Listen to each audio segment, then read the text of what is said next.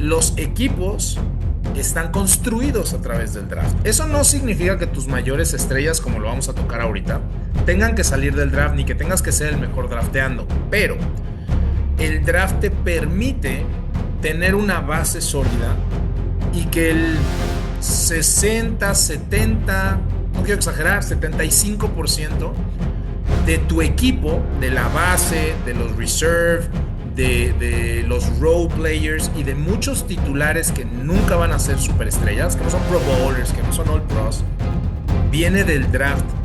Draftear, más allá del cliché de que es mega importante, es la única posibilidad que tiene el equipo de poder alcanzar estos resultados. A ver, sobre la importancia del draft, claramente es esencial en cualquier equipo. El éxito de la NFL pues, va a llegar a través del draft. Si vemos cómo fueron construidas las dinastías históricas en la NFL, ya sea los Cowboys de los 90s, los Niners también de los 90s, los Steelers de los 70s, pues fueron equipos que fueron construidos en el draft.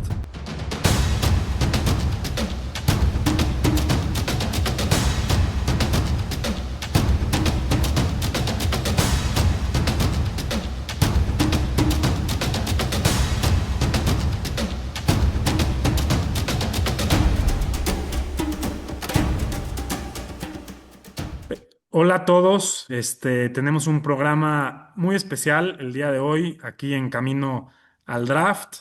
Tenemos un invitadazo que ahorita lo presentamos. Antes que nada, voy a presentar a nuestro compatriota Cristian Carrillo. ¿Cómo estás, Cristian? ¿Qué tal, Marcos? ¿Cómo estás? Muy buenas noches. Y sí, tenemos un invitado de lujo a unas semanas del draft. Creo que les va a encantar este programa porque vamos a platicar de la recta final, ¿no? De todo lo que se viene para el próximo draft en Pittsburgh. Y bueno, pues también, ya saben, tenemos ahí la guía del draft que ya está anunciada en las redes sociales y bueno, pues es un material y un producto muy bueno que les recomendamos muchísimo para que lo adquieran, lo revisen. Tiene muchas secciones nuevas comparadas con la del año pasado y bueno, aproveché este espacio para dar el comercial, pero ya platicaremos de todo lo que viene para este draft, de pues, los mejores jugadores, candidatos, posiciones y bueno, pues aquí estamos ya listos y ansiosos por empezar el programa. Un gusto saludarlos. Pues sí, el día de hoy tenemos nada más y nada menos que a Ian Roundtree de Máximo Avance, gerente general de un equipo de la Liga Mexicana Profesional de Fútbol, coach, analista, escritor, un verdadero experto de fútbol americano colegial. Un gustazo estar contigo, Ian. ¿Cómo estás? Muchísimas gracias, Marcos y Chris.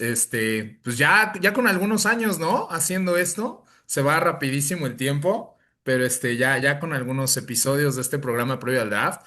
Y si me permiten, yo también voy a hacer ahí un comercial con la guía que muy amablemente ya me hicieron favor de darme.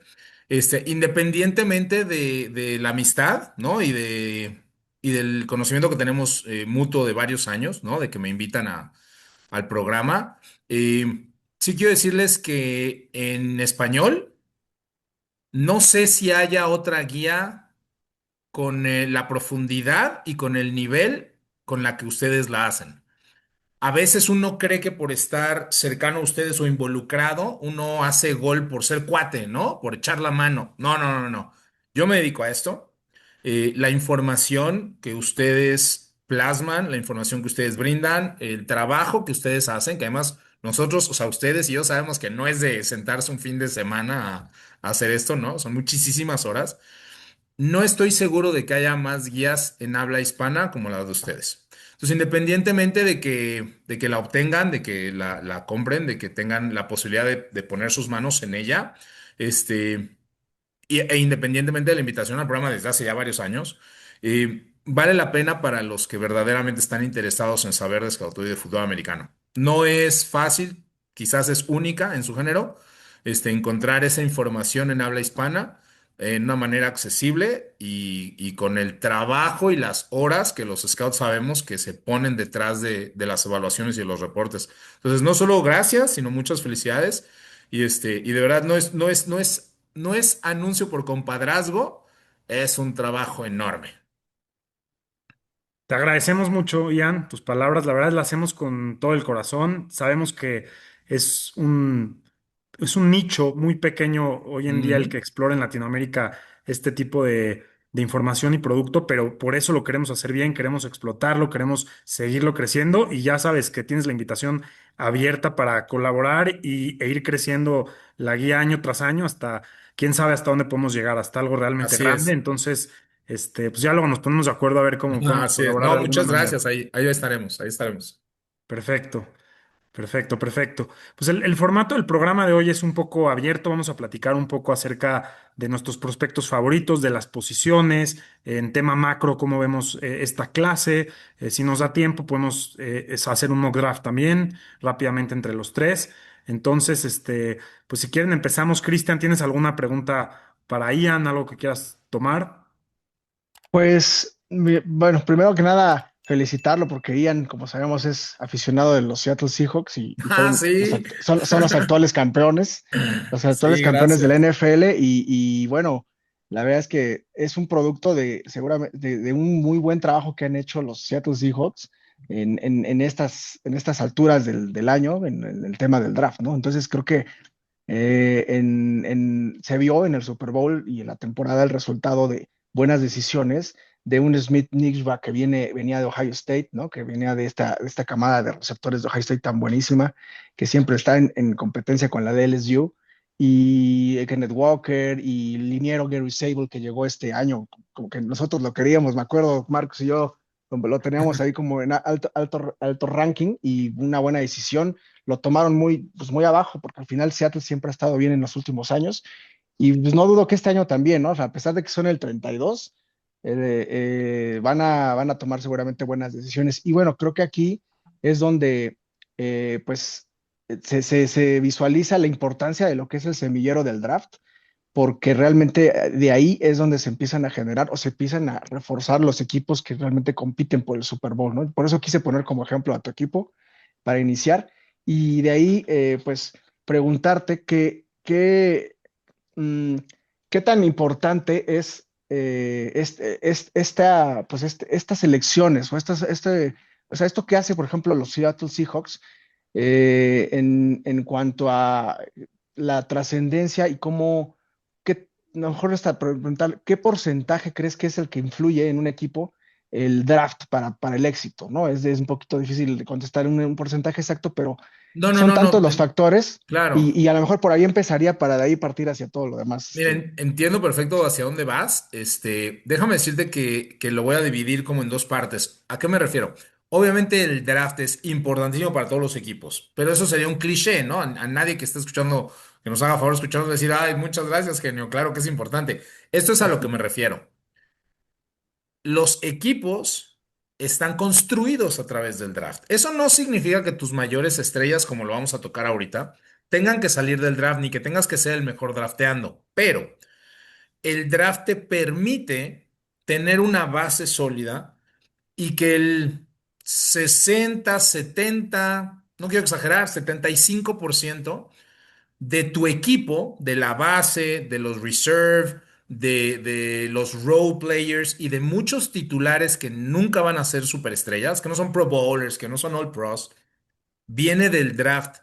Draftear, más allá del cliché de que es mega importante, es la única posibilidad que tiene el equipo de poder alcanzar estos resultados, de poder ser competitivo, ¿no? De poder estar en los primeros lugares constantemente. Porque independientemente de que en muchos equipos, como el caso de los Seahawks, quizás la mayoría de sus estrellas, no todas, pero la mayoría de sus estrellas llegaron vía agencia libre, pero realmente en número son muy pocas.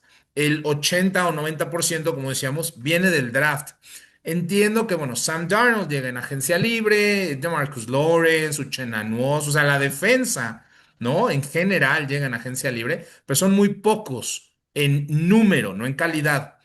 El 60, 75% son jugadores tomados en el draft, no para Seattle, para cualquier equipo, porque son los que te permite balancear los contratos caros de agencia libre con con los jugadores de primer contrato, esos 4 o 5 años, dependiendo de la ronda, que te permite, insisto, mantener una base sólida, una profundidad sólida de jugadores.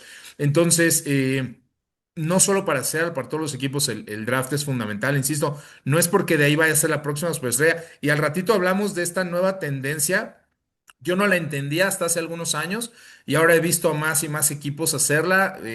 Minnesota, Filadelfia es el más famoso, ¿no? Porque ganó dos Super Bowls en años más o menos cercanos. Ahora Seattle de decir, si tengo buenos drafts, si armo un buen equipo alrededor de mi coreback, no necesito corebacks estrellas, ¿no? Hay que recordar que Seattle ha ganado, se ha mantenido en la cima y ha ganado dos Super Bowls en los últimos 13 años con Sam Darnold, por ahí pasó Geno Smith, por ahí pasó Matthew Hasselbeck, por ahí pasó Russell Wilson, que fue una tercera ronda.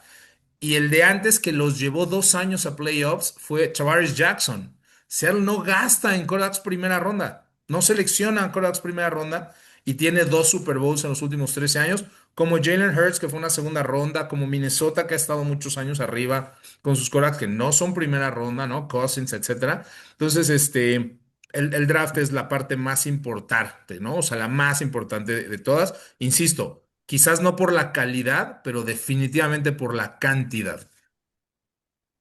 Correcto.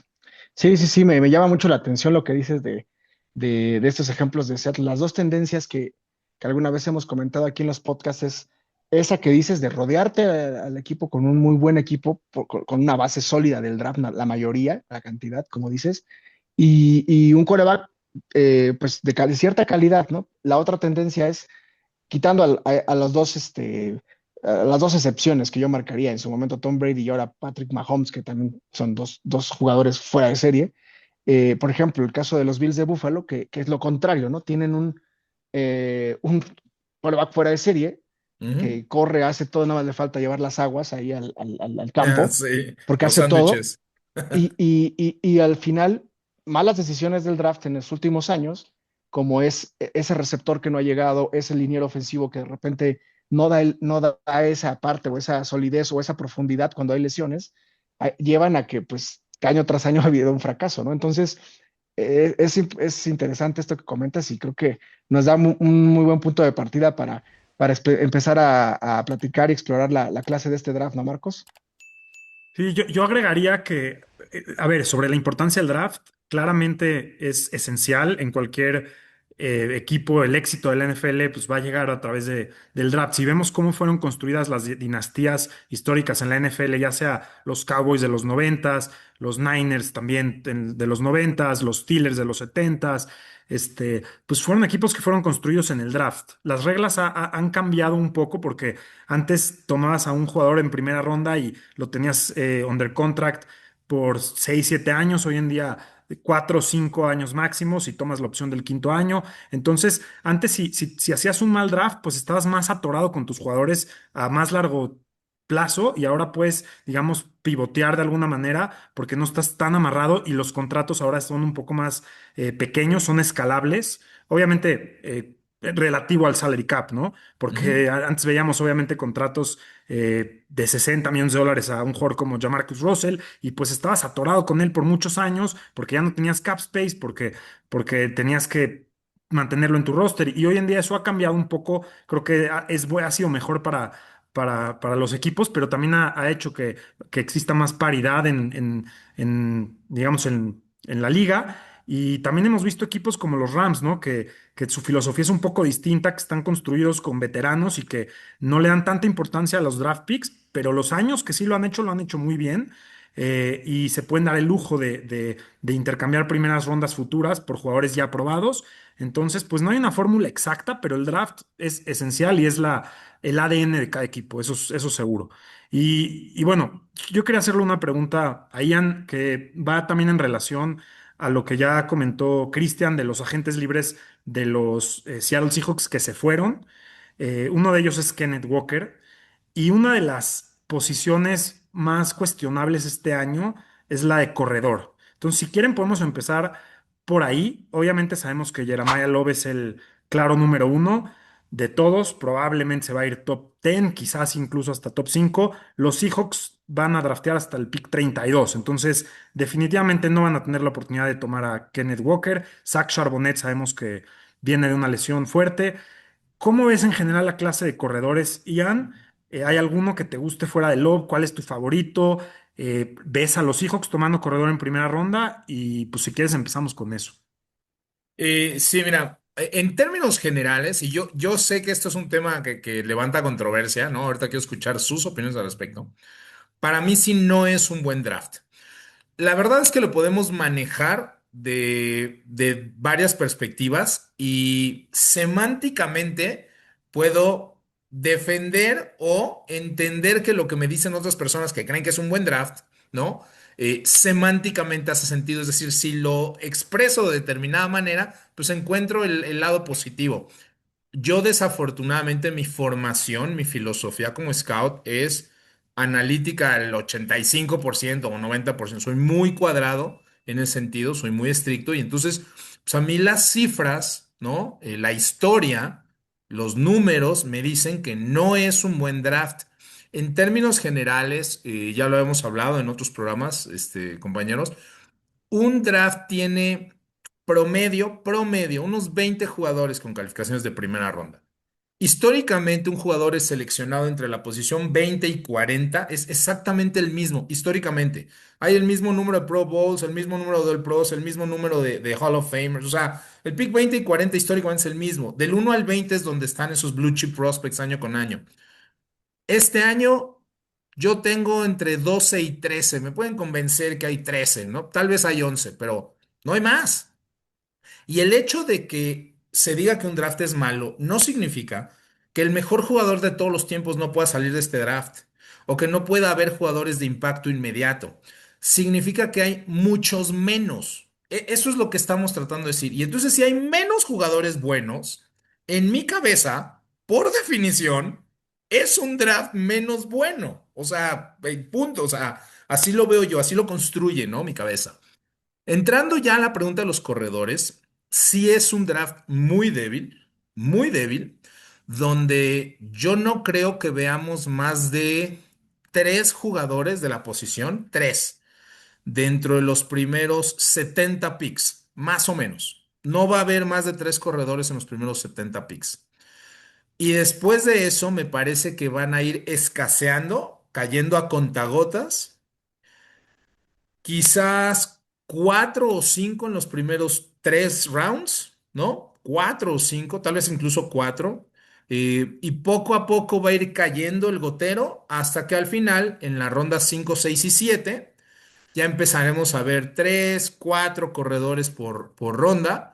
Pero ni de broma del nivel del draft del año pasado que vio a 26 corredores seleccionados. Entonces, específicamente en la posición de corredor, sí es un draft débil y no sé a qué se debe, eso sí son fenómenos, ¿no? De la naturaleza, de la ambigüedad, etcétera. Muchas veces el tipo de corredores, porque en todas las posiciones hay un espectro y una amalgama de jugadores, de cuánto hay mínimos y máximos de cuánto deben de medir, cuánto deben de pesar, cuánto deben de correr. En los corredores pasa lo mismo. No es un draft con muchos corredores grandes. Grande en la NFL es 6 pies para arriba. Eso es grande, ¿no? Obviamente no, casi nunca hay de 6'3" o 6'2", obvio, ¿no? Pero además este es un draft con corredores chicos. Entonces, cuando además te das cuenta que el tipo de corredor drafteable o con calificación drafteable, además de que el número es muy pobre en general, las condiciones de este draft lo hacen todavía más difícil. Si tú ya tienes un par de corredores chicos y estás buscando ese corredor más grande, digamos, más de corto yardaje, más de 6 pies, 6 pies uno, pues entonces estás frito, compadre, porque hay muy pocos. Sí, yo estoy de acuerdo contigo. Yo lo veo de esa misma manera. Creo que no es un gran draft. Hay posiciones que se salvan, como la de linebacker, que creo que es muy profunda. La de safety me gusta también. Pero sí, hablando de los corredores, a ver, te voy a dar un ejemplo. Un jugador como Mike Washington es un jugador que la rompió en el Combine, Ujú. corrió para 4.30 3, si no me equivoco. Por ahí es un tipo, es de los más altos, justo de lo que Sí, mencionas. 6'1". Mide 6'1", 220 libras. Tuvo problemas de fumbles, o sea, tiene sus peros. Tuvo problemas de Exacto. fumbles y es un tipo que también al ser un poco alto y sus piernas ser un poco largas, es relativamente fácil agarrarlo desde mi punto de vista. O sea, no tiene mucho wiggle, no. Puede funcionar en un esquema quizás de zonas en donde de una lectura, pero bueno, Ujú. ese para muchos es el número 2. No sé, está Jardarian Price de Notre Dame Jadavion Price, también. claro, que es el más Jonah, explosivo. Jonah Coleman también. ¿Hay alguno que sea tu segundo o estás Mira, un poco yo, como yo? Yo estoy abierto, honestamente. sí, No, sí, no sí. tengo. Eh, ah, Insisto, yo me baso mucho en el analytics cuando están como en el cluster, ¿no? De son iguales, son similares, tienen estas características, estos no. Yo tengo, obviamente, Jeremiah Love, todos los tenemos como uno, y sí no hay duda. Yo tengo a Jadarian Price como dos por la explosividad, por el big play percentage, ¿no? Y por el maximum speed, ¿no? Registrada en los juegos, ¿no? Es un tipo que además llega sin mucho contacto, sin mucho desgaste en sus piernas. Considero que él es el 2. En 3 a mí me gusta mucho Mike Washington. Y algo que van a tener que aprender o van a tener que escucharnos o confiar en nosotros, nuestros amigos que nos escuchan, es cuando nosotros hablamos de características de un corredor o de cualquier jugador, no estamos criticando, estamos otorgándoles un valor. Nadie dice aquí que Mike Washington, Jadarian Price, Emmett Johnson, Jonah Coleman, Chip Trayanum, DeMondre Clark no son buenos jugadores. Lo que estamos diciendo es no valen determinadas selecciones, ¿no? No lo estamos haciendo menos, nada más, pues no vale una segunda, no vale una tercera, no vale una cuarta, ¿no? Entonces, creo, insisto, que saldrá en primera ronda Jamari Love. Yo creo que solamente Jadavion Price ¿no? Puede ser que se vaya Mike Washington, ¿no? Pero creo que solo uno va a salir en segunda ronda. Yo creo que solo van a salir dos, tal vez tres, lo que decíamos, dos o tres en tercera ronda, no más. Entonces, estamos hablando de una generación muy pobre, ¿no? O sea, decíamos, no debe de haber más de cuatro en los primeros 70 picks, no debe haber más de cinco en las primeras tres rondas, o sea, casi 100 picks, ¿no? No más de cuatro o cinco corredores. Y después de todo eso, insisto, a cuentagotas, ¿no? O sea, un par en cuarta ronda, ¿no? Tal vez DeMondre Clark, insisto, tal vez Chip Trayanum, Jonah Coleman. Yo no soy fanático de Jonah Coleman, pero entiendo que sus números, sus mediciones, todo lo hacen, ¿no? Top 6, top 7, ¿no? Para mí un corredor de 5-8 sencillamente está muy limitado en las cosas que puede lograr en la NFL. Otra vez, no tiene nada que ver con su talento, con su velocidad, o con su contact balance, o con su... No, pero un jugador 5-8 no puede hacerse cargo de un ataque terrestre por sí mismo, ¿no?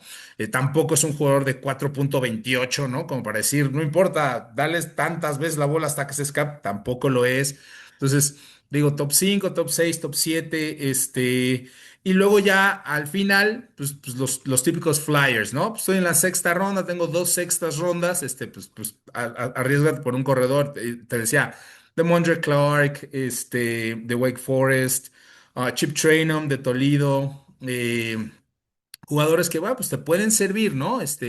Pueden hacer ahí un poquito la diferencia, pero no veo, insisto, fuera de los 3, 4, 5 primeros jugadores que puedan llevar, vamos a hablar, la mitad de la carga, ¿no? En una ofensiva terrestre. O sea, si tú necesitas o estás buscando un corredor y no tomas a Jeremiah Love, a Jadarian Price, o a Mike Washington, estás en problemas. O sea, necesitas un corredor más fuerte y que sea suplementado por el novato. Sí, estoy de acuerdo contigo. Ahora me gustaría pasar a otra posición que es similar a la de corredor, pues hay dudas después del consenso número 1, que es la posición de coreback, donde todos tenemos a Fernando Mendoza, me imagino que tú también, Ian, pero aquí sí vamos a discrepar un poco porque te he leído en Twitter y sé que no tenemos la misma opinión sobre quién es el número 2, hablando de Cristian y Marcos, un servidor que tenemos, Claro. tenemos a un jugador como Drew Allard, que sé que es fuera de la norma. Oye, está chidísimo ese debate. Y Vamos, voy a vamos. dejar que Cristian, defienda un poco a Alar Ajá. y que nos des tu postura de por qué no eres tan Claro, fanático claro. de él. Y Vale, pues lo dejo ahí. vale, sí, me encanta.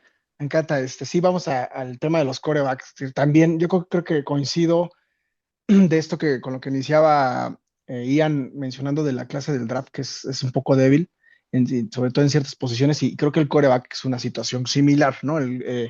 La verdad es que a media temporada de la temporada colegial no había un claro favorito, ¿no? Fernando Mendoza vino, ahora sí que subiendo como la espuma tremendamente por el tema de como jugó Indiana, realmente el equipo, el coach Signetti creo que tuvo mucho que ver en su desarrollo y creo que pues al final fue siendo el número uno, pero de repente por arte de magia, porque se fueron bajando todos los corebacks prospectos más altos, como Dante Moore, como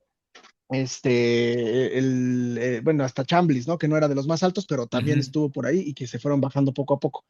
Y al final quedaron, pues, una clase no tan buena, ¿no? Ahí, hablando del tema Alar, nosotros, Marcos y yo, lo traemos como número dos por lo que mostró previo a este año, porque realmente este año fue un desastre, su lesión, creo que también todo el equipo de Penn State fue un desastre en general.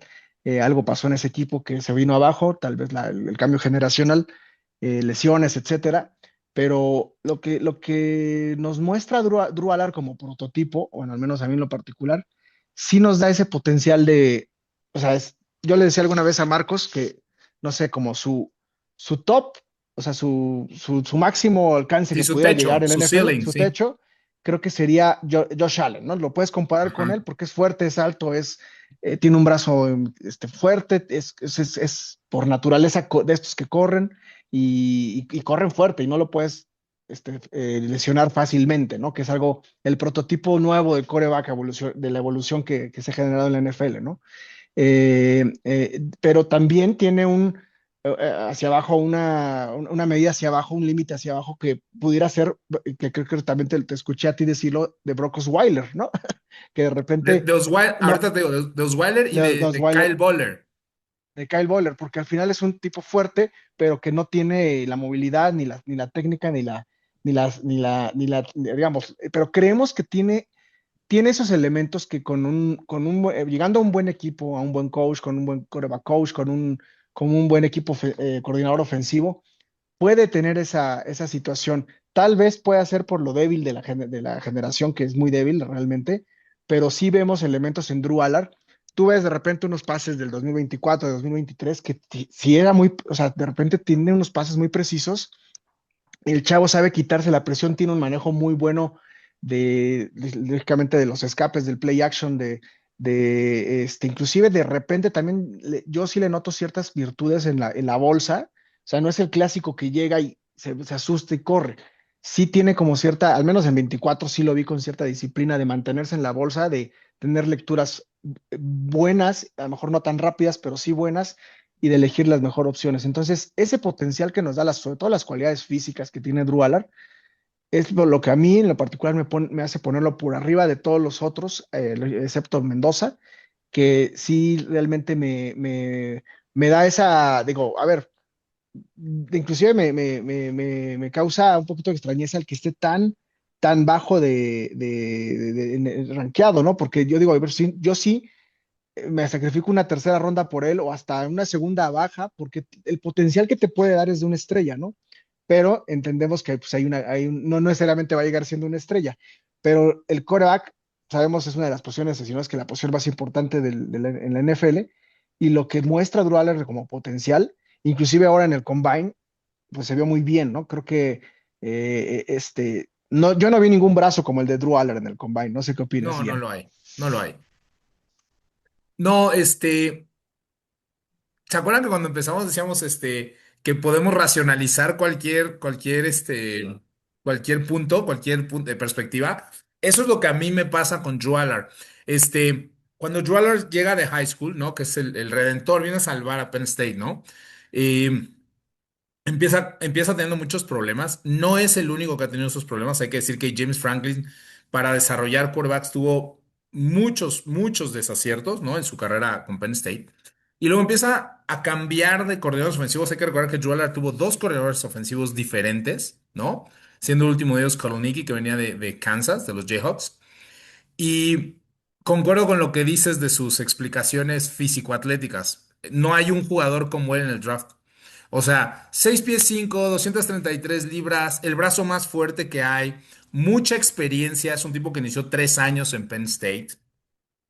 Yo lo comparaba en mis tweets con Bowler y con este Brock Osweiler por la misma situación. O sea, yo era de esos mismos que caía en la situación de, si tiene esas capacidades y yo le enseño, va a ser All Pro. Lo que pasa es que nunca lo logró. Nunca lo ha logrado en Penn State. Yo creo que el problema evidentemente viene de arriba, de la cabeza, no de presión, no, hay gente que no es tan talentosa, ¿no? Como otras.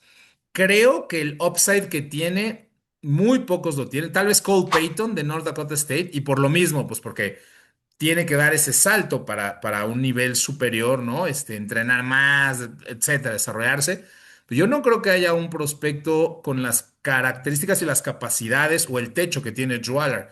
Lo que pasa es que yo ya no confío en que lo desarrolle. Creo que tuvo todo a sus pies estos 4 años en Penn State. Y la verdad es que, por ejemplo, su porcentaje de completos es bajísimo. Como bien mencionas, Chris, su 2024 fue mucho mejor que el 2025, quitando además la lesión, ¿no? Esa fractura que sufre contra Oregon, en el tiempo extra, en las últimas series del tiempo extra, que obviamente no le permite terminar la temporada, ¿no? Pero nunca vi este jugador que esperamos desde high school que sea, no sé si lo va a lograr. Y a veces siento que nos estamos llevando por los tangibles, no por los intangibles. Es decir, oye, 65233 tiene que llegar a ser bueno algún día, ¿no? Yo no creo en él. Yo sí, como decíamos, yo sí tomaría también un flyer en él. Yo también diría, oye, no perdemos nada. O sea, si ese tipo logra ser bueno, o sea, nos va a hacer famosos a todos. Pero yo no lo tocaba antes de la cuarta o quinta ronda. Tal vez no antes de la quinta. ¿No? O sea, es así como que no me cueste nada, o sea, que sea literal un flyer, ¿no? Y yo sí, lejos de no estar de acuerdo con la evaluación como él, porque todo lo que mencionas es cierto, yo ya no confío en él, no creo que se vaya a poder desarrollar. ¿No? Creo que va a ser, insisto, como Kyle Bowler, como Brock Osweiler, este tipo de, ya tiene que crecer, ¿no? O sea, ya lo tiene que hacer bien, tiene muchos años de desarrollo y de experiencia y nunca lo logran. Pero sí, o sea, entiendo perfectamente, yo también tomaría un flyer en él, te digo, pero yo no lo tocaría antes de la quinta, tal vez. Yo creo que una de las razones por las que Chris y yo estamos eh, a favor de Drew Allard de alguna manera es venimos también del trauma de ver a Tua Tagovailoa y de haber tomado a Tua en lugar de a Justin Herbert en su momento. Entonces es Sí, como, yo sí me pongo pauso un poco cuando veo un coreback que mide menos de 6'3" y que no tiene quizás el brazo. Entonces también venimos, es curioso, ¿no? Cuando te hace falta algo en el equipo que sigues, puedes visualizar ciertas tendencias que no quieres. sí. Y creo que también viene un poco de eso el enamoramiento que tenemos sobre True Allard, pero estoy de acuerdo también con los puntos de los dos. A mí me gusta el potencial que tiene. Ty Simpson pues, es el que sigue, ¿no? El número dos, básicamente, de todos. Eh, a mí lo que me asusta mucho de él es el tema de la experiencia. Dos partes. La primera parte solamente tiene 15, 14 15, starts en claro, su sí, sí, carrera sí. y empezó muy bien el año. Sus primeros 9 partidos fueron muy eficientes, muy buenos. Y luego se vino para abajo. No sé si es un tema de film, que los coordinadores defensivos empezaron a cacharle ciertas tendencias. Algo que me gusta de Ty Simpson es, primero que nada, su comando en el pocket y cómo el tipo, a pesar de tener solo un año de experiencia, en sus primeros partidos ya cambiaba jugadas ahí como al estilo Peyton Manning dirigiendo. Y eso es muy poco común. Cada vez lo hacen menos los jugadores de los quarterbacks de colegial. Eso me gustó mucho de él. Pero ¿cómo ves tú, Ian, a Simpson? Y a partir de Simpson, ¿cómo ves la clase en general? Ok, aquí voy a decir algo todavía más controversial. Comprendo que lo que dijo Dan Orlovsky la semana pasada Ty Simpson es mejor que Fernando Mendoza. Se le voló la barra. No estoy diciendo que Ty Simpson sea mejor que Fernando Mendoza. Sí creo que están más cerca de lo que la gente piensa, ¿no? Hablando de como prospectos. Lo que dices es cierto. Ty Simpson solo tiene 15 inicios en su carrera. Y nosotros solo tiene 15 inicios. Es un quarterback de 6'1" que no pudo acabar la temporada sin lesionarse. Muy ligero, 210 libras. O sea, tiene muchas cosas en contra. Muchas cosas en contra. Ahora.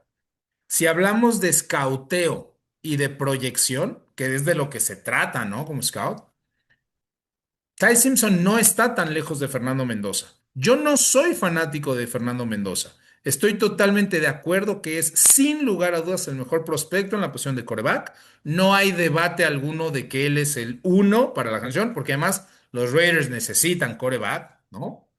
Pero yo no soy de los que creo que Fernando Mendoza vaya a ser un redentor en la NFL. Yo no creo que Fernando Mendoza tenga la capacidad de ganar múltiples Super Bowls. Creo que Fernando Mendoza puede ganar un Super Bowl durante su contrato de novato cuando lo rodeen del talento correspondiente. Yo no creo que un jugador que llega a su segundo contrato y ya está en los 50, 52, 53, 55 millones de dólares, específicamente Fernando Mendoza puede cargar a un equipo. No creo que tenga ningún rasgo elite, ninguno, ni arm strength, ni mobility, ni size, ni speed, miento, size, 6'5", ¿no? Este, ni sus progresiones el día de hoy, ni la fuerza en el brazo, o sea, el tipo va a ser uno de los 7 u 8 o 10 mejores quarterbacks en la NFL si alcanza su potencial. Estoy totalmente de acuerdo. Ni de broma creo que pueda ser top 5 nunca en su carrera. Entonces, partiendo de la base que yo ni siquiera soy como partidario, no soy, yo no creo ciegamente en Fernando Mendoza. Pues entonces hablamos de una generación de quarterbacks no muy buena. Ty Simpson tiene muchísimas dudas, ya las diste tú y las di yo.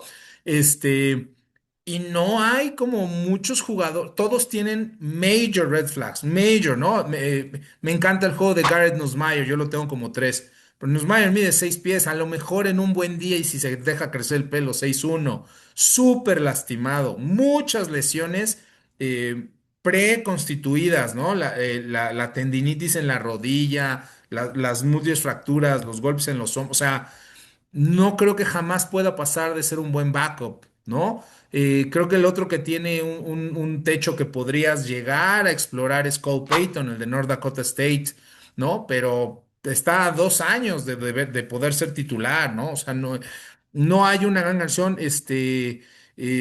Carson Beck.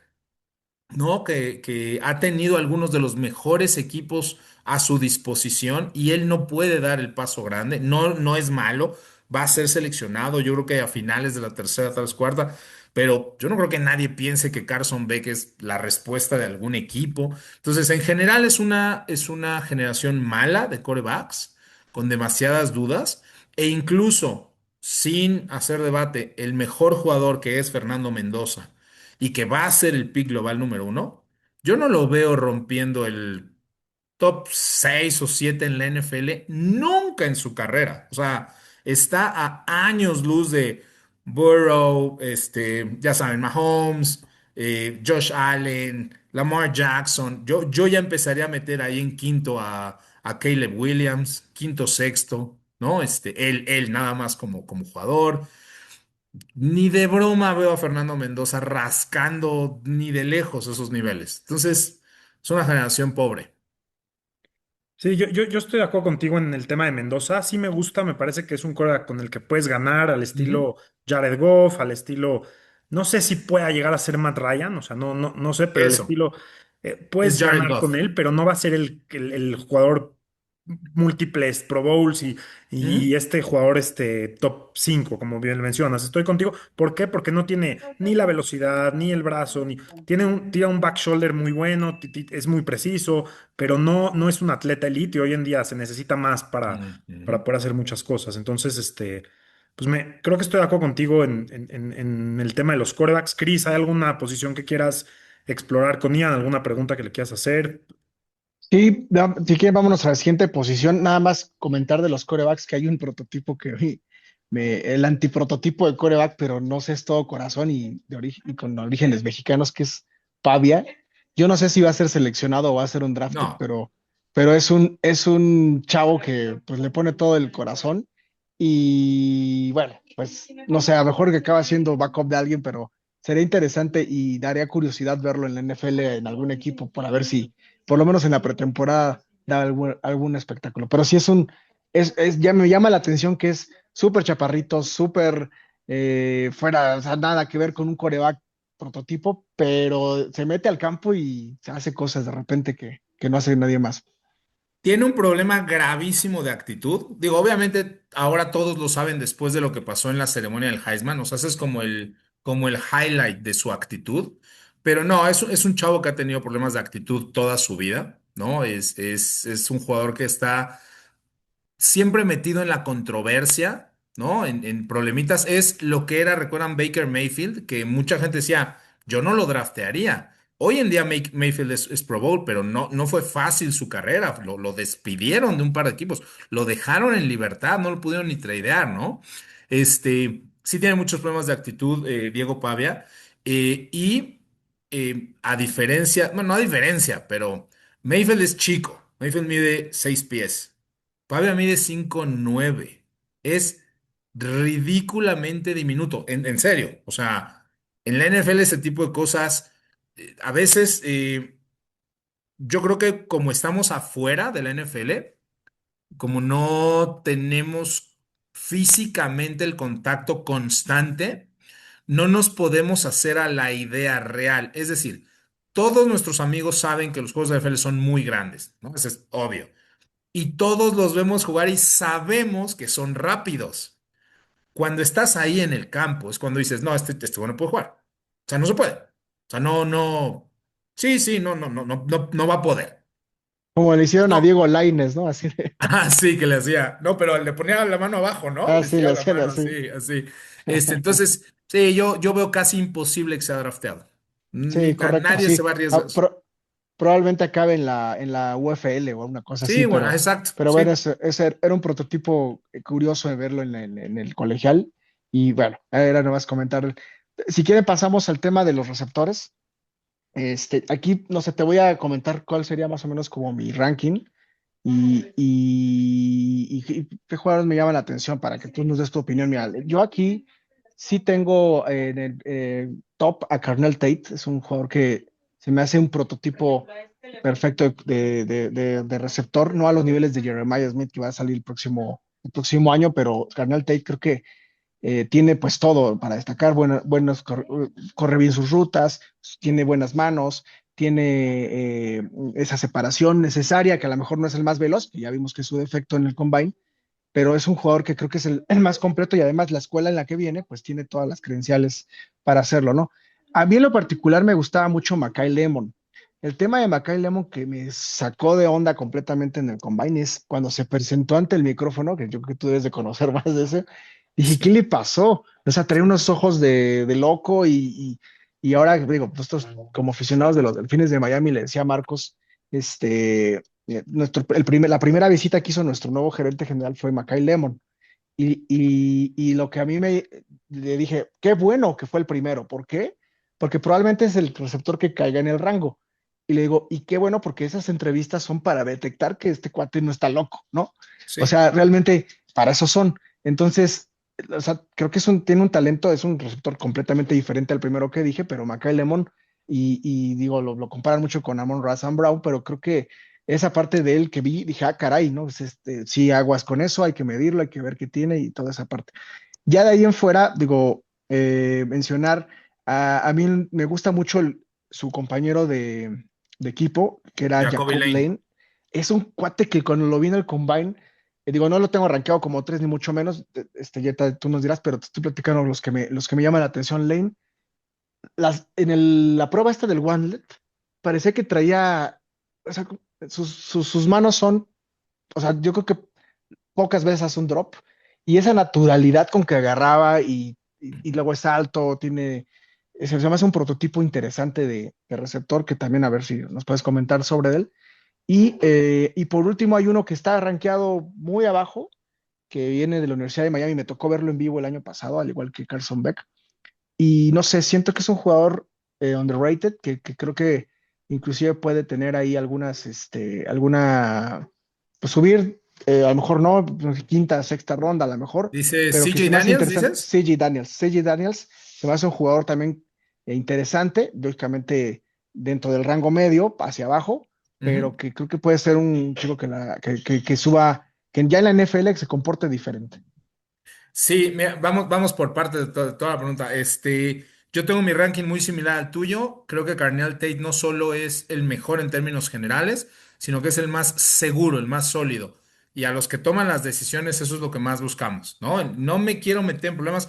Obviamente, mucha gente tiene la posibilidad, derivado de cada franquicia, cada equipo, de decir, me voy a arriesgar por tal.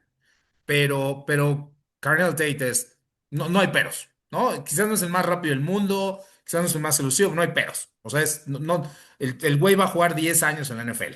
O sea, entonces también lo tengo como uno. También tengo a Mackay Lemon como dos, a pesar de las dudas que tenemos tanto de su estatura, acuérdense, simplemente 5'11", y de la velocidad, corrió pésimo las 40 yardas, ¿no? Pero lo ves jugar y dices, el tipo es, o sea, el tipo es es una primera ronda de la NFL, punto, ¿no? Sí, sí van a tener que ahí que ver qué onda pues, con qué le pasa, ¿no? Pero bueno, hay lockers más fáciles que otros y hay franquicias más fáciles que otras. Este, y quizás el de mayor ceiling, el de mayor techo, es precisamente Jordan Tyson de Arizona State, pero son demasiadas las lesiones. O sea, sí hay muchas dudas con respecto a su availability para la temporada, ¿no? Se la pasa lesionado, faltó a muchos juegos, pero bueno, 6 pies 2 7 octavos, 220 libras, o sea, no me sorprendería si algún equipo lo tiene como número uno. Esos son los tres receptores que todo mundo tiene hasta arriba, en el orden que cada quien quiere y le busque y quiera y necesite. Y luego, pues ya viene el resto que los vamos a tocar a continuación. Otra cosa que va, no sé si a partir de este año o ya tenemos 2 años diciéndolo es, ya no hay buenas selecciones, buenas generaciones de receptores. Todas son buenas selecciones generaciones de receptores. El auge del flag football, del 7 contra 7, de los summer camps, hace que cada año haya 45 receptores con calificaciones drafteables, ¿no? O sea, entonces ya no hay así como, esta es una buena o esta es una mala generación. Todas las generaciones de receptores van a ser buenos. La oferta que existe hoy en día en Estados Unidos de jugar receptor va a dar para 20 años. O sea, nunca más va a volver a haber una generación mala de receptores. Y lo que es importante de un cuerpo de receptores es, decían los gerentes generales, tienes que conformar un equipo de básquetbol. Necesitas a los forwards, necesitas a los point guards, necesitas al shooting guard, necesitas al poste. Y entonces eso da para que todos los equipos tengan alguna necesidad distinta de las muchas capacidades o cualidades de los distintos receptores. Entonces ya después el que te guste, ¿no? En segunda ronda, seguramente, bueno, al final de la primera, seguramente Denzel Boston de Washington, que sí, su problema es la velocidad y los cambios de dirección, ¿no? Es nada más es un X, contested catches, possession receiver, tradicional. Después seguramente Omar Cooper de Indiana, ¿no? Que va a hacer mucho más daño en el slot que outside. Puede jugar en el outside, sí puede, pero no va a ser un jugador dominante en el outside, tan solo 6 pies. Hizo pedazos a la NCAA desde el slot. Entonces, si necesitas un slot confiable, es similar en cuanto a prototipo, no físico ni atlético, sino estilo de juego a Carnell Tate. Es un jugador súper seguro. El tipo va a jugar 8 años en la NFL, no hay ningún problema, pero no es el más grande, no es el más rápido, no es el de mejores routes. O sea, simplemente he's a player, o sea, es un ball player, o sea, es bueno ya. Mételo y juega, ¿no? Ya empiezan después los que son fringe primera ronda, que creo que va a llegar, o sea, creo que cae o no, que estoy hablando ya sabes de Casey Concepción, el velocista y regresó a patadas de Texas A&M, Texas pero a lo mejor ahí se puede colar Zachariah Branch, ¿no? El velocista de Georgia, que también debe estar por ahí de los 40, 42, 45. Sarrat, Este, ¿no? Sarrat, el Ajá. de Indiana. No, Sarat yo creo que cae hasta la tercera, ¿eh? Finales de Mm. segunda, tercera, porque sus tiempos sí fueron bien malitos, ¿no? De hecho, Sí. lo vamos a comparar con Jacoby Lane, con el que dices, ¿no? Jacoby Lane, yo creo que ya cayó a la tercera ronda. No creo que salga en segunda. Son jugadores que hacen muy bien eso que saben hacer, possession receiver, excelentes manos, ajustar su cuerpo, los back shoulder pass, los contested catches, pero sin ningún rasgo elite. No son sumamente rápidos, son grandes, pero no son DK Metcalf, no son AJ Brown, no son así, ya sabes, ¿no? Enormes, obviamente carecen un poco de la velocidad.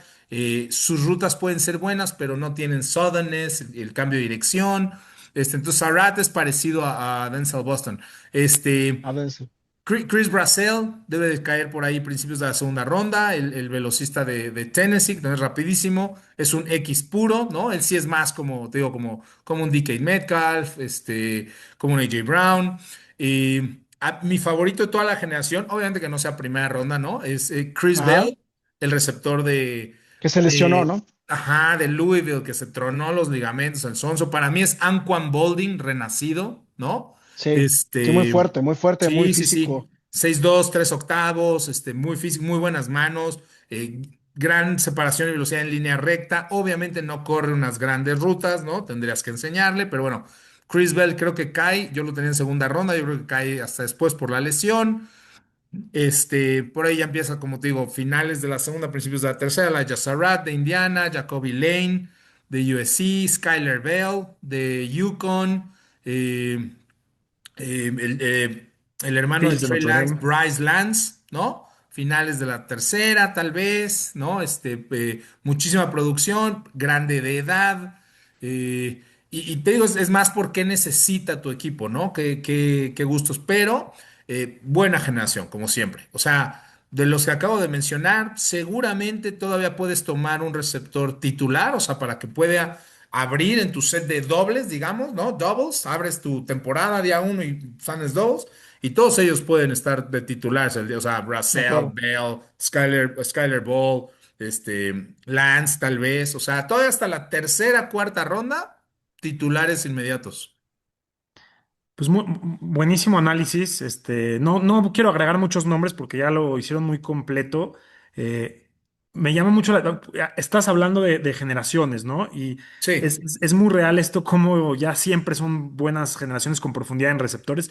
La última que yo me acuerdo que fue mala, puedo estar equivocado, es tema de memoria completamente. claro. Creo que fue 2017, donde se había ido la Tradewell La Don Treadwell, a sí. Minnesota y luego se había ido Dodson a los Washington, a los Redskins de su momento, que se llamaban los Redskins. Creo que esa fue una generación muy mala, pero fuera de esas, a partir de ahí se vinieron la generación de Terry McLaurin y de AJ Brown, y luego obviamente la de Jamar Chase y Jalen Waddle y Malik Neighbors, y me estoy saltando años, pero, Exacto. pero a partir de ahí hemos visto que está repleta, ¿no? La liga de receptores, y eso también lo hace de alguna manera en cuanto a estrategia de cómo drafteas, pues quizás no tienes que richar por un receptor en la y poder tener a tu titular y en posiciones donde haya menos profundidad, no sé, la posición de esquinero, tal vez, la posición de línea ofensiva, pues le das más importancia a eso. Entonces también eso hace que los receptores pues resbalen un poquito, pero pues muy buenos nombres. Yo los únicos que agregaría de los que no mencionaron, a mí me gusta Malachi Fields de Notre Dame, sé que no De crea Notre mucha Dame, claro. separación. Pero el tipo está enorme y me Sí. recuerda un poco a Devante Parker, así, un Ah, tipo sí. 50-50 balls que te puede ganar en Red Zone. Y otro nombre que me gusta es Ted Hurst de Georgia State. De Sé que Georgia también a State. Christian le gusta. Lo único es que sí viene en una escuela muy chica. Georgia State jugaba contra un nivel muy Sí. inferior, pero, Muy pero bajo. tiene Conference cualidades. USA. Sí, Sí. el tipo mide 6'4", 206, corre Muy rápido, rápido. rutas verticales, o sea, tiene muy buenas Buenas cualidades, manos. pero también lo castigaría un poquito por el tema de la universidad, pero ese es un buen sleeper también. Sí, desde luego. Sí, sí, sí. Yo calculo que sale tercera, cuarta ronda, Hurst. ¿Y cuál fue el otro que comentaste antes? El Fields de de. Notre Dame. Ah, sí, segunda ronda segura, segura. ¿Qué es lo que decimos, no? Lo hacemos un poquito a un lado porque ya hablamos de los grandes nombres y las velocidades, pero él es uno de los mejores 64 jugadores de la Unión Americana. O sea, es un jugadorazo, ¿no? O sea, no sale de la segunda ronda. O sea, es un gran jugador, nada más. No es una superestrella, ¿no? O sea, pero sí, top 64 seguro. Sí, sí, sí. También a quien me recuerda un poco. ¿Te acuerdas de un jugador de los Chargers, Floyd? Eh, un Michael receptor. Floyd, Sí, sí, sí, que también grande, así que sí, creo que tiene un poco de sus Michael Floyd, características. sí, sí, sí, ¿Cómo ven si platicamos de los tight ends un poquito? claro. ¿Cómo está tu ranking, Ian? La verdad es que tampoco es una buena generación de tight ends, que era de esperarse. El año pasado fue una gran generación de tight ends, ¿no? No es una buena generación y creo que tight ends es una de esas posiciones que ha morfado mucho estos últimos 10 años. En parte son las reglas, ¿no? De la NFL, la falta de contacto, ¿no? Los jugadores ya no tienen que protegerse, ¿no? Obviamente el juego ha transicionado a un juego mucho más aéreo.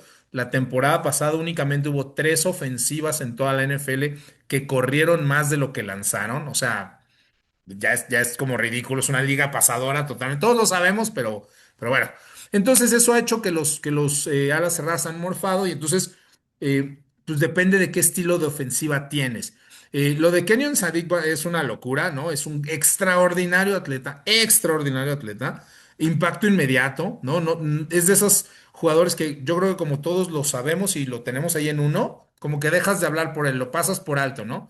Es una superestrella el tipo, va a causar muchos problemas desde el juego uno, pero pues es un ala cerrada de 6 pies 3. O sea, espérate a que tengan que bloquear a Miles Garrett. Lo van a poner de nuca. O sea, no puede, ¿no? No es un ala cerrada completo. O sea, es un gran arma ofensiva, pero no, o sea, no. No, Sí, y su radio en red zone tampoco es muy amplio, o sea, exacto, tampoco te porque no es ayuda muy mucho. grande. Es un receptor Sí, glorificado realmente. exacto, no es grande, 6 pies 3. ¿No? Entonces, Correcto. Kenyon Sadiq es el único que se va a ir en primera ronda. En segunda ronda hay prospectos igual interesantes, pero ya es lo mismo con los receptores. Ya depende más que necesitas. Está por ahí Eli Towers, ¿no? El de Vanderbilt, el mejor amigo de Diego Pavia. Hay que recordar que Eli Towers es quien lleva a Diego Pavia a Vanderbilt, porque Eli Towers era el quarterback sustituto de Diego Pavia en New Mexico y a él le ofrecen transferirse a Vanderbilt y cuando llega a Vanderbilt les dice, oye, mi core es mucho mejor que el que tienen aquí, güey, tráetelo. Entonces se lo traen, ¿no? Él y Jerry Kill, ¿no? El ex head coach de Minnesota, que era el coordinador ofensivo de New Mexico y ahora de Vanderbilt. Entonces, Eli Towers debe salir en segunda ronda. Max Clare de Ohio State, que ese sí es un tradicional tight end, 6 pies 5, 265 libras, ya sabes. Este. Híjole, Rogers de Cincinnati se puede colar. No creo que en segunda ronda, pero podría colarse. No está descabellado pensar que se puede meter en segunda, tercera ronda. Porfa, Pero Ian, no vayas a hablar claro, mal de no vayas a hablar mal de Oscar Delp, Oscar Delp. porque Marcos se nos tira al piso, ¿eh? A mí Oscar Delp me gusta mucho. Mira, se me hace como. No, a ver, ojo, pongámoslo en perspectiva. No estoy diciendo que sea tan talentoso como Bowers, pero se me hace el del estilo de Bowers. A mí me gusta mucho cómo juega Oscar Delp, pero es el mismo caso que Kenyon Sadiq. Yo soy fanático de Sadiq, de Delp, de Bowers, o sea, fanático. Tú ves a Bowers en el campo y dices, no puede, o sea, no puede bloquear a Micah Parsons, güey. O sea, no es un ala cerrada. O sea, sí es porque está ahí en la línea en 3 puntos, pero no es una ala cerrada, ¿no? Son receptores glorificados. Pero a mí me encanta cómo juega Oscar Delp. No, se me hace, insisto, muy similar a Sí, Bowers. Creo que es una conversión fácil y floja porque vienen del mismo equipo, ¿no? Pero también es obvio que las alas cerradas de los mismos equipos son reclutados teniendo el mismo prototipo en cabeza, por eso son tan parecidos, sí. ¿no? Llegaron a Este, estar, si no me equivoco, en 2023 juntos. Y sí, había claro. momentos en los que Delp atrapaba un pase y no sabía si era Bowers o Delp. Sí, son O muy sea, similares. yo también esa comparación la tengo muy, muy cercana en mi cabeza y también la hago. Y claro que ayuda a que sean los dos de Georgia, pero es verdad. Y por eso me gusta mucho. El tipo se me hace muy talentoso. Lo que sí es una realidad es que no tenía producción. No sé si es porque su coordinador ofensivo no lo highlighteaba y era una ofensiva que no corría a través de los tight ends. O sea, no, si ves sus números y son, no me acuerdo, pero deben estar en los 200 yardas al año. O sea, no La es un tipo. ofensiva de Georgia, la ofensiva aérea de Georgia es infame. O sea, y ya lo tocamos, pero bueno, de refilón le toca de nuevo. Era infame desde Carson Beck. O sea, Georgia juega defensa y corre la bola, ¿no? O sea, Carson Beck no lo hizo bien. Carson Beck estaba pronosticado ser el pick número uno hace dos drafts. El uno, todos decíamos, Carson Beck. Uno Sí, sí, sí. global. Malísimo. O Sí, sí, sea, sí. y luego, bueno, se va a Miami, inicia Gunnar Stockton. Gunnar Stockton también es malísimo. O sea, como coreback. No es un buen coreback, es un buen jugador. Corre, líder, aventado, gran teammate. O sea, no, nadie está diciendo que sea malo. Estamos diciendo, no es buen coreback. ¿No? Entonces, sí, no, no, pobre Oscar Bell, pues le estaban aventando pedradas. Oye, los receptores de Georgia tuvieron el peor drop rate de toda la NCAA el último año de Carson Beck. El peor, o sea, yo no puedo creer que sean los peores receptores de la NCAA. O Sí, sea, increíble. la ofensiva aérea de Georgia Increíble. es una basura. Increíble. Pero sí, por eso me gusta de él, ves sus highlights y lo ves y el tipo, su zancada, su manera de correr es muy, muy amplia, no sé, muy rápido. Este, pero sí, estoy contigo, no es la mejor clase tampoco de tight ends. Y Sadik sí es un gran atleta, pero eh, le puede costar un poquito ser un jugador de todos los downs. O sea, en running downs no sé si el tipo va a jugar mucho, pero bueno. Tú, Chris, ¿tú cómo lo ves? ¿Tú cómo es la clase de tight end? Sí, no mala. Yo me agregaría un par de nombres sleepers, que es uno es Darrell Bentley de Utah, que creo que Ujú. tiene ciertas cualidades que pudieran servir en estos prototipos. Y a mí me gusta mucho, aunque sé que no es el mejor tight end receptor, pero creo que es muy buen bloqueador el de Texas, que también creo que es una universidad que se ha venido destacando por los tight ends que llegan. Y Jack Andrews me gusta. No sé, tiene algo que siento que no fue como muy bien explotado en Texas y puede llegar a ser un buen tight end bloqueador en la NFL. Sí, más old school, más clásico, por así decirlo.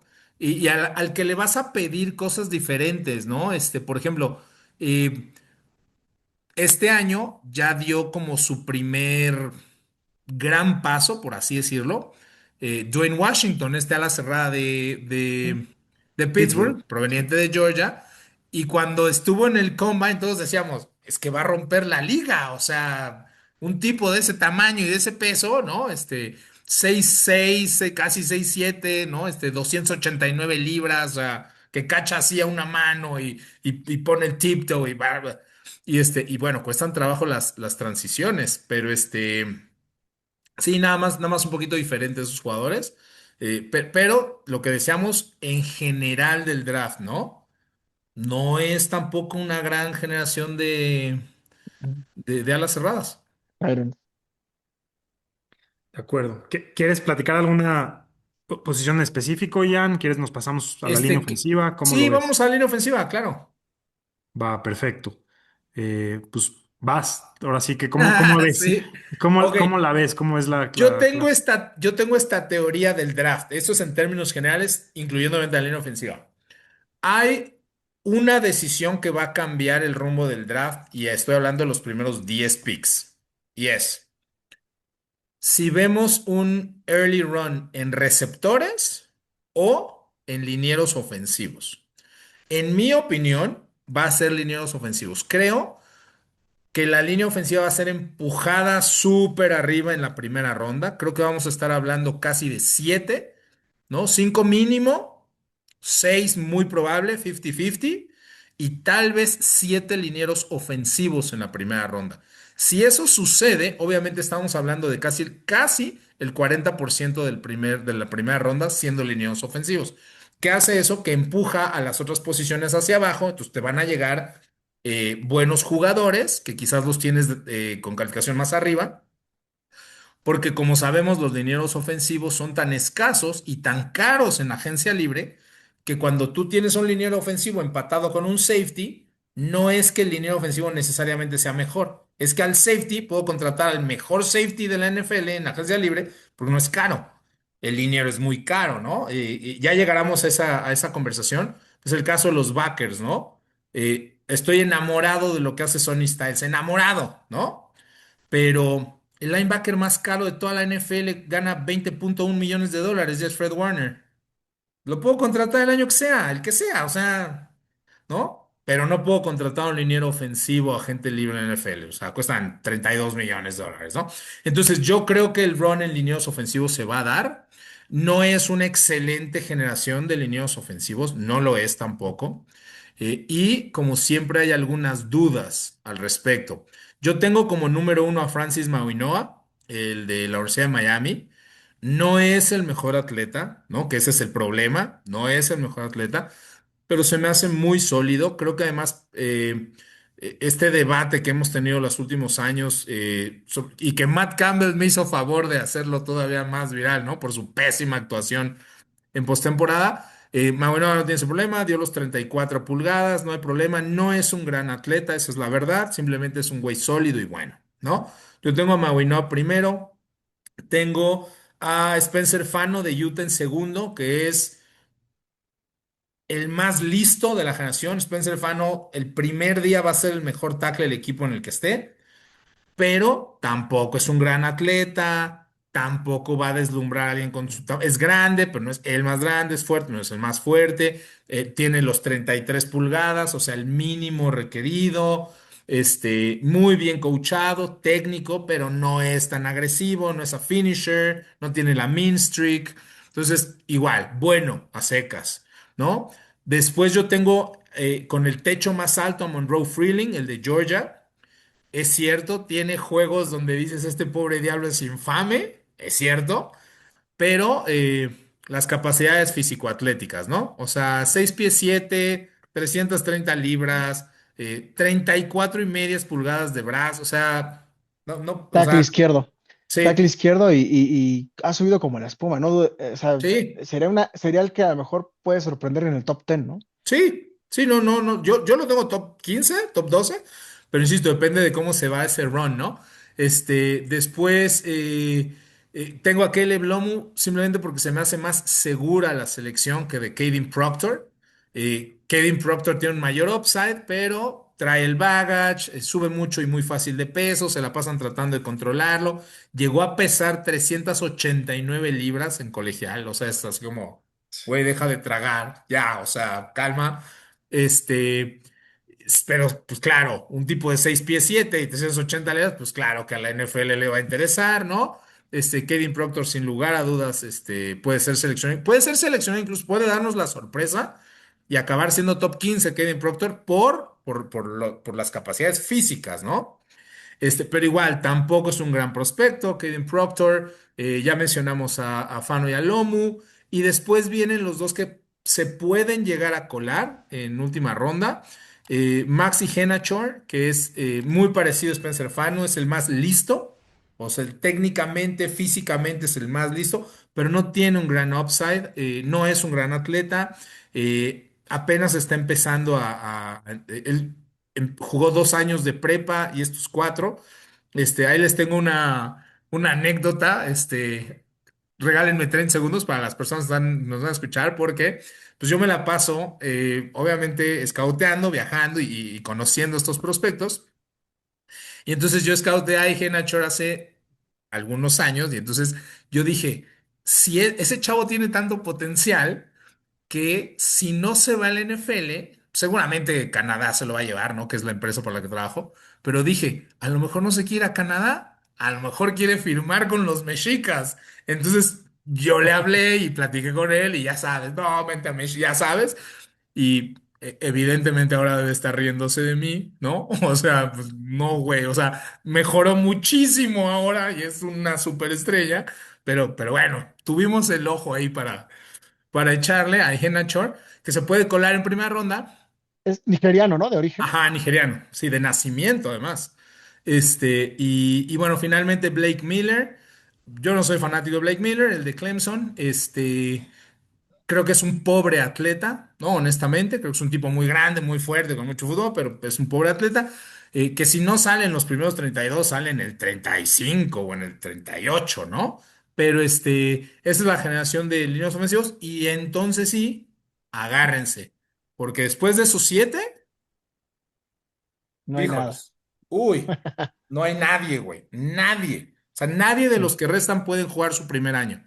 O bueno, si quieres que tu coreback sobreviva. ¿Qué Sí, pasó sí. con Drew Shelton? Drew Shelton estaba rankeado hace unos años también muy alto y se ha venido abajo, No se ¿no? desarrolló, Es correcto.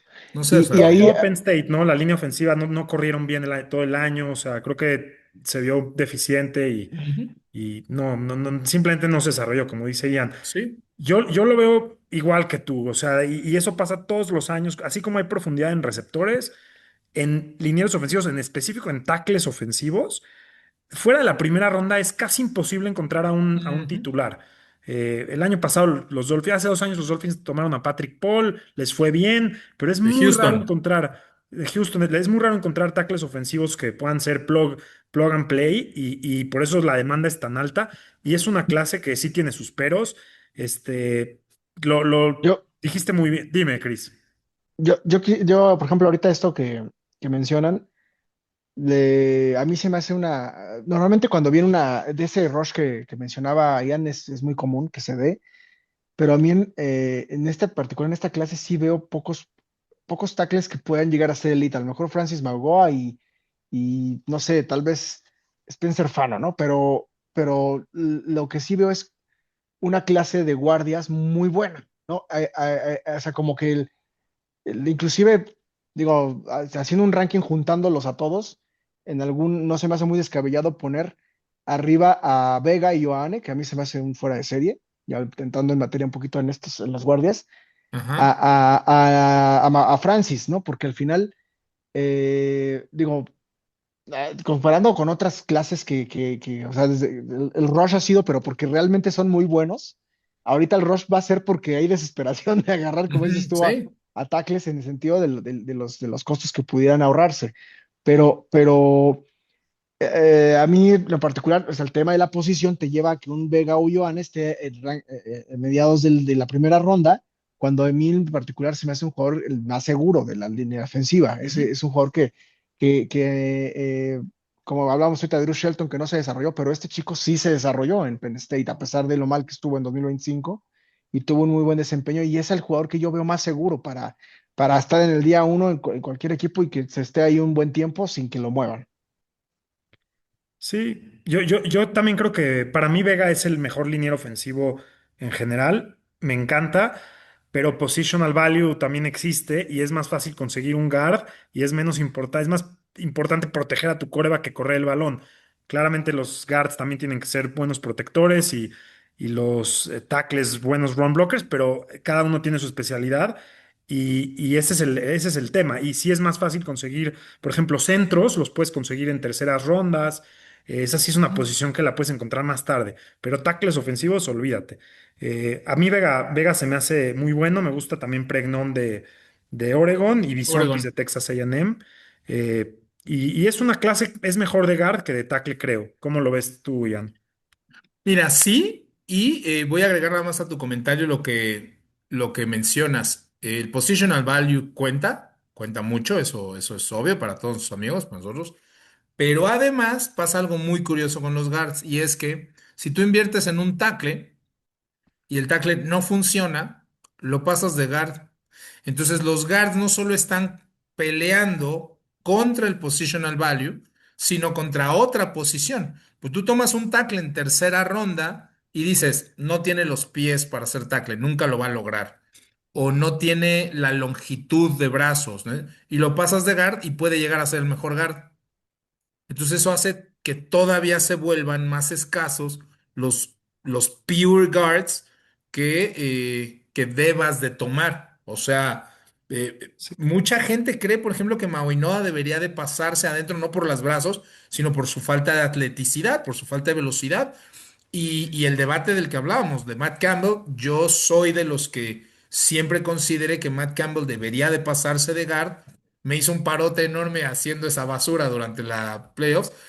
Y no estamos diciendo que Matt Campbell no pueda ser un buen jugador, pero creo que el tipo sería un Pro Bowl adentro y afuera le va a costar muchos años, mucha técnica, mucho desarrollo, porque no tiene las facultades físicas, o sea, los brazos, el peso, el tamaño. Entonces, los guards no solo pelean contra el positional value, pelean contra que un tackle mediocre puede ser un gran guard. Claro, pasó justamente hace poco con Mackay Becton, ¿no? Por Me ejemplo, cae Becton, claro. que los Jets lo draftearon como tackle ofensivo, un poco parecido a Proctor, ¿no? O sea, el perfil Sí, atlético muy sí, sí, sí. grande, muy fuerte, técnica deficiente. Lo pasaron de guard, fueron los Eagles, si no me Los equivoco. Eagles. Y Acabó fue en los Pro Bowl. fue Pro Bowl, luego se fue a los Chargers, consiguió un buen contrato como guard y consiguió ser uno de los mejores guards. eh, y como tackle simplemente no da el ancho. Entonces, Así, eso también es verdad lo que mencionas, es parte claro. integral del análisis. Sí, Y sí, por el último, positional value. hablando de colegios, creo que pues, los mejores equipos rankeados en línea, o en ofensiva, línea ofensiva, fue Indiana y Iowa. De Iowa, ¿ves algún candidato? Por ahí está este chico Dunker, Ajá, pero Jennings Dunker. yo la verdad, digo, también es uno de esos chicos que no sé, como que no se halla si es tackle o si es guardia. Tiene este prototipo de talador de árboles que va a Sí. romper madres dentro Todos del los de campo. Iowa. Sí, Sí, pero a mí en lo particular en el Senior Bowl, donde sí realmente creo le echan ganas a estos chavos para demostrar, no nada más van a ponerse ahí a cotorrar. Creo que yo la verdad es que le decía a Marcos hace un año, un jugador que drafteó Miami, que es Jonas Sabainea, venía bien rankeado de y es Arizona. ajá, el guardia, y en el Senior Bowl le detecté varias deficiencias técnicas que dije, mamá mía, y cuando lo agarramos yo dije, no sabía si celebrar o llorar, y sí creo que era más bien llorar, ¿no? Porque ya durante el año lo vimos muy mal, pero por ejemplo, es mi comparativo en este año con Dunker, porque lo vi en el Senior Bowl y también se le iban todos. En el entrenamiento muy bien, ¿no? O sea, ay, se lucía su melena y todo, pero ya dentro del juego, si tú analizas el Senior Bowl, Ian, el que Sí, seguramente sí. ya lo viste, el chico se le iban por todos lados. O sea, no sabía si estaba en medio, de tackle, de centro, o sea, como que no se halló y en posición. A lo mejor esta falta de definición de posición es lo que está provocando esto. Mira, es, no es padre dar estereotipos, pero los estereotipos existen por una causa, ¿no? Hay causas, ¿no? Este, Iowa siempre tiene excelentes linieros, están súper bien coachados porque los coachea el head coach, que es Kirk Ferentz y que tiene 33 años, ¿no? Entonces, Iowa siempre tiene excelentes linieros y alas cerradas, siempre son coachados por Kirk Ferentz y su hijo, pero nunca tiene buenos atletas, nunca, porque los buenos atletas no se quedan en Iowa. De hecho, ahí les va como anécdota. Caden Proctor es de Iowa y firmó con Iowa y jugó un año ahí. O sea, él empezó en Iowa. Y en cuanto vieron que tenían ese güey, Alabama se lo llevó, obviamente, ¿no? Entonces, los de Iowa nunca son buenos atletas. Yo también considero contigo que Jennings Dunker nunca va a poder ser un tackle de derecho bueno. Quizás te echa la mano ahí dos jueguitos ahí como vamos a planearle, pero nunca va a ser dominante, pero que puede ser un Pro Bowl de guard. ¿No? O sea, adentro no tiene problema. Entonces, depende de qué lo quiere el equipo. Y el otro de Iowa, el centro, insisto, pues no, no son grandes atletas. Logan Jones, que además es el capitán. Y, y claro, los lineos internos de Iowa, pues son, o sea, dice, en un Top. scouting report que leí de Logan Jones decía. Este tipo es tan intenso que parece que es un señor, un viejo, un güey grande, con dos hijos y una mortgage, una hipoteca que pagar, y que no va a permitir que le quites la chamba, güey. O sea, si te volteas, te patea, güey. O sea, entonces, pues sí, los prototipos existen por algo. A mí me gusta Jennings Dunker, pero sí, yo no creo que pueda ser un tackle derecho exitoso. Pero creo que si los pones de internos, centros, gares, pues sí, los tipos, Te van a dar. sí, sí, Road Graders. Pero nuevamente, Eh, no es una buena generación de gares ofensivos.